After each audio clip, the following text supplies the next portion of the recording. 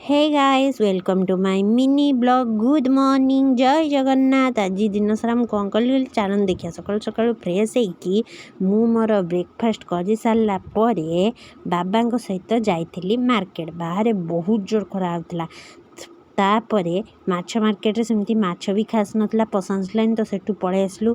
तापरे बाबा T bank रे काम थिला तो बैंक रे जाइकी एसी रे पूरा मस्त लगिला।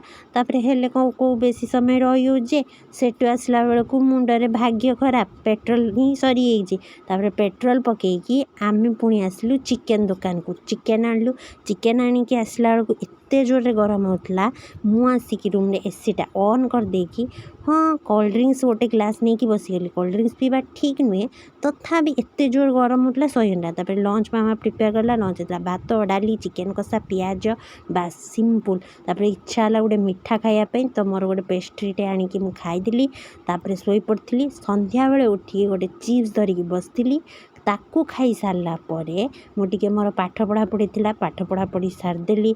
तापरे पाठ पढ़ापढ़ी सरला परे मु रुटी भजा डिनर रे खाई कौन कर खाई देख टीवी देखी देखी खाई ए सीरियल किए देखती निश्चय कहे। तापर रही जय जगन्नाथ गुड नाइट।